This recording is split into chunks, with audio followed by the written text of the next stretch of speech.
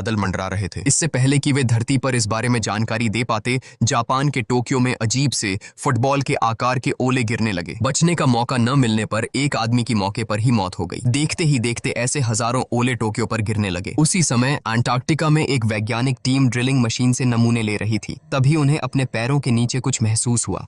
इससे पहले कि वे कुछ समझ पाते, बर्फ की परत फट गई। यह देखकर उसके साथी तुरंत दौड़े। उन्होंने समय पर उसे खींच लिया, जिससे वह बाल बाल बच गया। जब वे संभले तो उन्होंने देखा कि पूरी बर्फ की चट्टान टूट गई थी और दरारें हजारों मीटर तक फैल गई थीं। वे समझ गए कि धरती पर कोई बहुत बड़ी आपदा आने वाली थी। उनकी आशंका सच साबित हुई।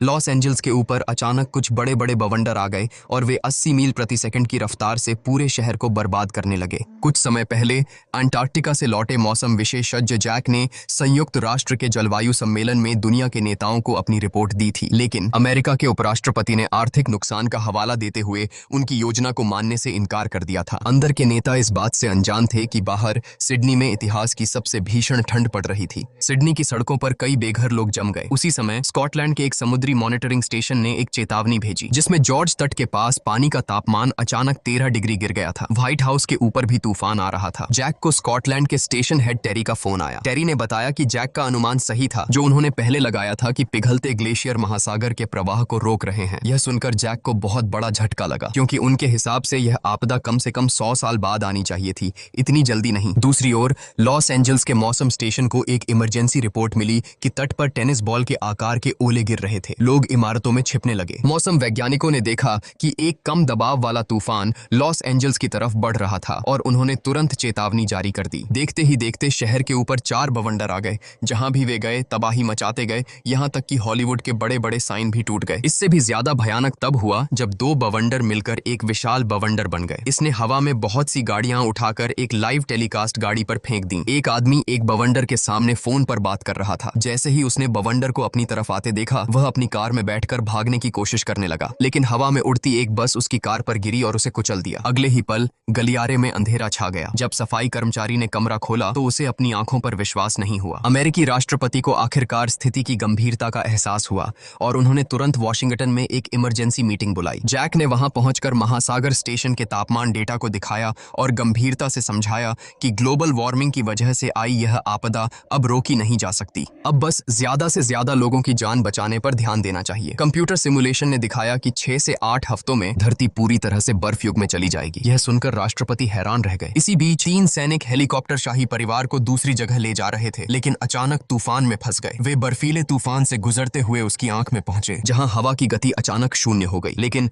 150 डिग्री की ठंड ने हेलीकॉप्टर के तेल को जमा दिया और सारे सिस्टम बंद हो गए। पायलट ने पूरी कोशिश की, लेकिन हेलीकॉप्टर दुर्घटनाग्रस्त हो गया। बचे हुए सैनिक ने दरवाजा खोलने की कोशिश की, लेकिन एक ही पल में वह बर्फ में बदल गया। उसी समय न्यूयॉर्क शहर में एक बड़ी सुनामी आ गई। यह एक भयानक दृश्य था। 100 मीटर ऊंची पानी की दीवार ने पूरे शहर को निगल लिया। इस तरह की आपदा के सामने इंसान कितना छोटा लगता है। कारें भी पानी में बह रही थीं। सैम ने पानी की उस विशाल लहर को अपनी तरफ आते देखा, लेकिन उसे डर नहीं लगा, क्योंकि उसकी पसंद की लड़की लॉरा अभी भी खतरे में थी। वह तेजी से लॉरा की तरफ भागा। आती हुई लहर को देखकर उसने लॉरा का हाथ पकड़ा और दोनों लाइब्रेरी की तरफ भागे। वे किसी तरह बच गए। उसी समय सैम का पिता जैक राष्ट्रपति को अपनी आखिरी रिपोर्ट दे रहा था। उन्होंने बताया कि यह तूफान 7 से 10 दिनों तक रहेगा। इस आपदा के बाद उत्तरी गोलार्ध पूरी तरह से बर्फ से ढक जाएगा और बर्फ सूरज की रोशनी को सोखकर धरती के मौसम को फिर से सही कर देगी और तापमान पिछले बर्फ युग के बराबर हो जाएगा। उन्होंने राष्ट्रपति को सलाह दी कि वे तुरंत दक्षिणी सीमा तय करें और वहां के लोगों को मैक्सिको भेजें, जो रहने के लिए सबसे सुरक्षित जगह थी। लेकिन उत्तरी सीमा के लोग अब बाहर नहीं निकल सकते थे। भारी मन से जैक ने यह सब कहा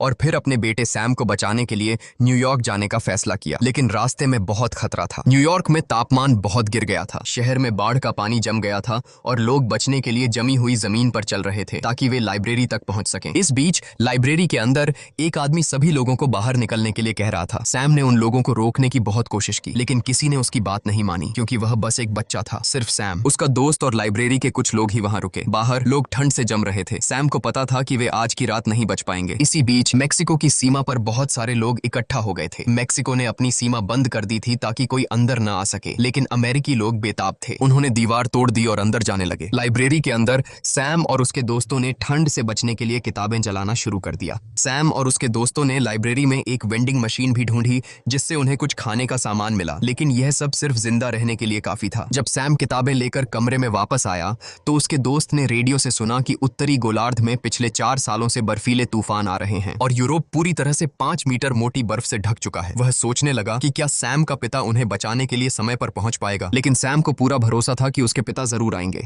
दूसरी ओर जैक और उसका साथी न्यूयॉर्क जा रहे थे, लेकिन बर्फीले तूफान की वजह से उन्हें कुछ भी दिखाई नहीं दे रहा था। जल्दी ही उनकी गाड़ी दुर्घटनाग्रस्त हो गई। उनके पास अब पैदल जाने के अलावा कोई और रास्ता नहीं था। इस बीच लाइब्रेरी के अंदर अपने भविष्य को लेकर अनिश्चितता में सैम ने लॉरा से अपने प्यार का इजहार किया, लेकिन सैम नहीं जानता था कि लॉरा भी सैम के प्यार का इंतजार कर रही थी और दोनों ने एक दूसरे को गले लगा लिया। लेकिन यह खुशी ज्यादा देर तक नहीं रही। अगली सुबह सैम ने देखा कि लॉरा को तेज बुखार था और वह बेहोश थी। उसने पाया कि उसके पैर में चोट थी और समुद्र के पानी की वजह से जख्म में बहुत ज्यादा इन्फेक्शन हो गया था। उसे खून में सेप्टिसीमिया हो गया था और उसे तुरंत एंटीबायोटिक दवाओं की जरूरत थी, लेकिन लाइब्रेरी में कोई दवाई नहीं थी। सैम को अचानक एक ख्याल आया। उसे पास में एक बड़ा जहाज दिखाई दिया। उसने सोचा कि जहाज में दवाइयां जरूर होंगी। अपनी नई नई प्रेमिका को बचाने के लिए सैम अपने 2 दोस्तों के साथ जहाज पर दवाइयां ढूंढने गया, लेकिन उन्हें यह नहीं पता था कि चिड़ियाघर से भागे हुए कुछ जंगली भेड़िए उन पर नजर रखे हुए थे। सैम को जल्दी ही दवाइयां और रसोई में कुछ खाना मिला। वे सामान लेकर वहां से जाने ही वाले थे कि तभी कुछ भेड़िए अंदर आ गए। उन तीनों ने बहुत कोशिश की और एक कमरे में छिप गए, लेकिन उनका बाहर निकलने का रास्ता बंद हो गया। इस भयानक पल में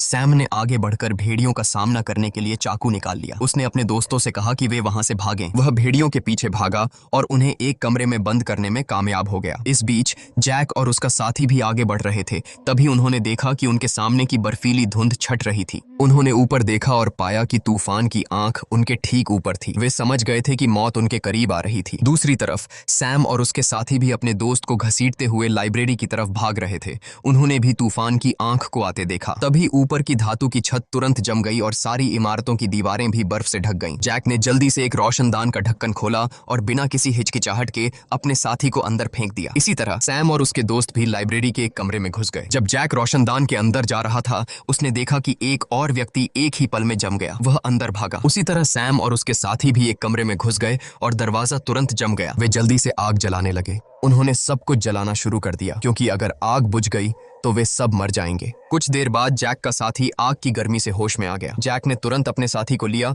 और वहां से निकलने के लिए तैयार हो गया। बाहर वे सड़क पर जमी हुई लाशों को देखते रहे। जैसे जैसे जैक और उसका साथी आगे बढ़ रहे थे, उनके मन में डर बढ़ता जा रहा था। तभी एक अच्छी खबर मिली। अंतरिक्ष स्टेशन ने पाया कि तूफान धीरे धीरे खत्म हो रहा था और धरती का नीला रंग फिर से दिख रहा था। जब जैक उठा तो उसने सूरज की रोशनी महसूस की। इसका मतलब था कि तापमान बढ़ रहा था। उसने जमी हुई स्टैच्यू ऑफ लिबर्टी को देखा और उसे अपने आप पर यकीन नहीं हुआ। पूरे दिन चलने के बाद वे न्यूयॉर्क पहुंचे। उन्होंने लाइब्रेरी को ढूंढ निकाला जो बर्फ से ढकी हुई थी। वे खिड़की से अंदर गए। जैक बेचैनी से अपने बेटे को ढूंढने लगा। आखिरकार उसे एक रोशनी दिखी और वह एक दरवाजे तक पहुंचा। दरवाजा खोलते ही उसने सैम और बाकी लोगों को आग के पास सोते हुए देखा। उसकी जान में जान आ गई। जैक ने अमेरिकी सरकार को न्यूयॉर्क में बचे हुए लोगों के बारे में बताया। सेना ने तुरंत हेलीकॉप्टर भेजे और लाइब्रेरी के साथ साथ पूरे न्यूयॉर्क में बचे हुए लोगों को बचाया गया। आखिर में अंतरिक्ष स्टेशन से एक बार फिर धरती को देखा गया। भले ही उत्तरी गोलार्ध बर्फ से ढका हुआ था, लेकिन भविष्य की धरती अभी